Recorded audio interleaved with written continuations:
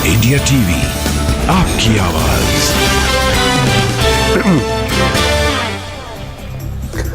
G20 सम्मेलन को लेकर सरकार के मुरीद हुए कांग्रेस सांसद शशि थरूर नई दिल्ली घोषणा पत्र को देश के लिए कूटनीतिक जीत बताया। शशि थरूर ने कहा, शिखर सम्मेलन बुलाने तक किसी को समझौते की उम्मीद नहीं थी। यूक्रेन के संबंध में ये बिल्कुल नामुमकिन था।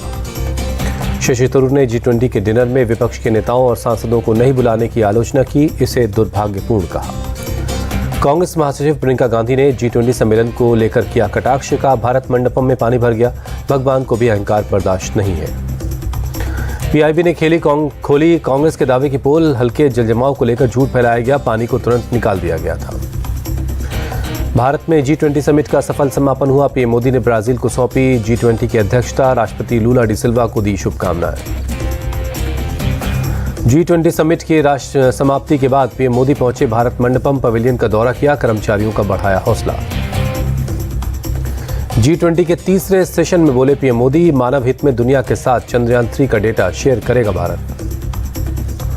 पीएम मोदी ने कहा, यूएनएससी के स्थायी सदस्यों की संख्या बढ़े, हर देश की सुरक्षा से ही वन फ्यूचर की भावना बढ़ेगी। G20 मीटिंग पर बोले यूएन महासचिव, भारत ने अध्यक्ष के तौर पर उठाई ग्लोबल साउथ की आवाज, आम सहमति पाने में सफल रहा। अमेरिकी राष्ट्रपति जो बाइडेन का ट्वीट, G20 अभी भी हमारे सबसे महत्वपूर्ण मुद्दों का समाधान निकाल सकता है, इस साल के शिखर सम्मेलन में यह साबित हुआ। जापान के पीएम फुमियो किशिदा ने G20 समिट को बताया सफल, कहा दिल्ली डिक्लेरेशन बड़ी उपलब्धि है। फ्रांस के राष्ट्रपति इमैनुअल मैक्रों ने कहा, भारत ने G20 अध्यक्षता में एकता और शांति का संदेश देने की कोशिश की। ऋषि सुनक ने रिकॉर्ड जलवायु सहायता प्रतिबद्धता का ऐलान किया। यूके ने ग्रीन क्लाइमेट फंड को $2 बिलियन देने का ऐलान किया है। वर्किंग लंच पर राष्ट्रपति इमैनुअल मैक्रों के साथ पीएम मोदी की बैठक हुई, द्विपक्षीय और वैश्विक मुद्दों पर बातचीत हुई।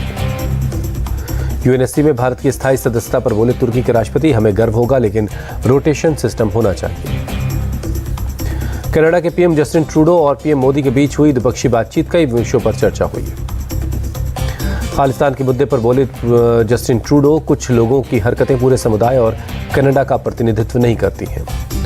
G20 समिट को लेकर बोले जेडीयू नेता ललन सिंह, पीएम मोदी को सीएम नीतीश के सामने नतमस्तक होना चाहिए।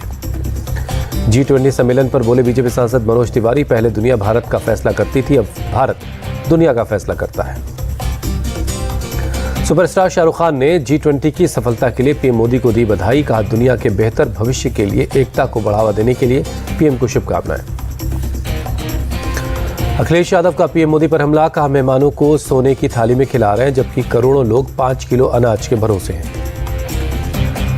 यूपी के दौरे पर गए कांग्रेस नेता राहुल गांधी, यूरोप के दौरे पर गए कांग्रेस नेता राहुल गांधी आज नॉर्वे में होंगे, वहां के सांसदों से मुलाकात करेंगे। पेरिस में राहुल गांधी का हिंदुत्व पर बयान, कहा मैंने भी उपनिषद और किताबें पढ़ी हैं, बीजेपी जो करती है उसका हिंदुत्व से कोई मतलब नहीं। जयपुर में हुई मुसलमानों की महापंचायत में गहलोत सरकार के खिलाफ हुआ हल्ला बोल, सीएम को बताया खलनायक, कहा भस्मासुर है गहलोत की सरकार। आज राजस्थान के दौसा में सचिन पायलट की जनसभा है, बांदीकुई में करेंगे राजेश पायलट की मूर्ति का अनावरण। टोंक में बीजेपी पर जमकर बरसी प्रियंका गांधी, कहा महंगाई आसमान छू रही है लेकिन बीजेपी के नेता अहंकारी हो गए। महाराष्ट्र के आरक्षण की मांग कर रहे मराठाओं ने आज ठाणे बंद का ऐलान किया है। जालना में हुए लाठीचार्ज का कर रहे हैं विरोध। मराठा आरक्षण विवाद का हल निकालने के लिए सीएम एकनाथ शिंदे ने बुलाई है सर्वदलीय बैठक। आज शाम 7:30 बजे सह्याद्री गेस्ट हाउस में ये बैठक होगी। उद्धव ठाकरे ने देश में एक बार फिर गोधरा जैसी घटना की आशंका जताई। राम मंदिर के उद्घाटन में जुटने वाली भीड़ के साथ हो सकता है हादसा। अमरावती में दही हांडी के कार्यक्रम में देवेंद्र फडणवीस ने उदयनिधि स्टालिन को दी चेतावनी, कहा नरेंद्र मोदी के शासन में हम पाकिस्तान में भी हनुमान चालीसा पढ़ेंगे। अजित पवार गुट को लेकर बोले शरद पवार, अब उनकी वापसी के दरवाजे बंद हैं। असम के सीएम हेमंता बिस्वा शर्मा ने विपक्षी गठबंधन का नाम इंडिया रखने पर किया कटाक्ष, पूछा अगर कोई डाकू कल को गांधी सरनेम रख ले तो क्या वो साधु हो जाएगा।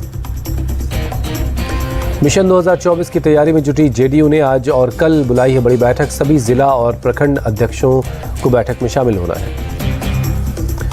सुभाषपा प्रमुख ओम प्रकाश राजभर ने किया नया दावा, कहा हम और दारा सिंह चौहान बनेंगे मंत्री, कोई नहीं रोक सकता। कांग्रेस नेता जगदीश टाइटलर के खिलाफ आज तय होंगे आरोप। पुल बंगश मर्डर केस में राउज एवेन्यू कोर्ट में होगी सुनवाई। मध्य प्रदेश के छतरपुर में बाबा बागेश्वर की 3 दिन की कथा है। 3 से 13 सितंबर तक चलेगी कथा। कथावाचक पंडित प्रदीप मिश्रा आज शिव चर्चा कथा करेंगे। कार्यक्रम में लाखों लोगों के पहुंचने की उम्मीद है।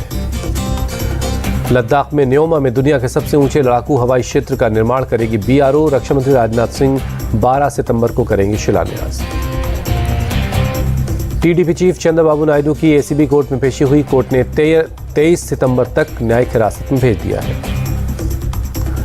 ठाणे की लिफ्ट हादसे में मरने वालों की तादाद बढ़कर 7 हो गई है। हादसे की वजहों की जांच में जुटी है पुलिस। दिल्ली के संगम विहार में दिल दहला देने वाला मामला। 18 साल के एक लड़के पर 7 से 8 लड़के हमला करते हुए दिखे। आरोपी लड़कों ने चाकू से उस वक्त तक उस लड़के पर हमला किया जब तक उसकी मौत नहीं हो गई। पूरी घटना CCTV में कैद हुई है। नोएडा के सेक्टर 30 में एक बाथरूम में मिला एक महिला वकील का शव। मौके से पति फरार है। जांच में जुटी है पुलिस। जम्मू कश्मीर के बारामूला में पुलिस ने एक टेररिस्ट रिक्रूटमेंट मॉड्यूल का भंडाफोड़ किया। लश्कर के 3 आतंकी सहयोगियों को गिरफ्तार किया गया। DRI ने मुंबई में सुपारी तस्करी की कोशिश का भंडाफोड़ किया। 32 करोड़ की 371 मीट्रिक टन सुपारी जब्त की गई है। हैदराबाद में भारी बारिश से जनजीवन बेहाल है। कई इलाकों में सड़कों पर पानी भर गया है। जम्मू कश्मीर के गुलमर्ग पहुंचे बॉलीवुड अभिनेता विक्की कौशल। भारतीय सेना के जरिए आयोजित गुलमर्ग महोत्सव में शामिल हुए। भारत और पाकिस्तान का मैच अब रिजर्व डे में आज खेला जाएगा। भारत 2 विकेट पर 147 रनों से आगे खेलना शुरू करेगा। भारतीय टीम आज बड़ा स्कोर खड़ा करने की कोशिश करेगी। विराट कोहली 17 और KL राहुल 8 रन बनाकर क्रीज पर मौजूद हैं।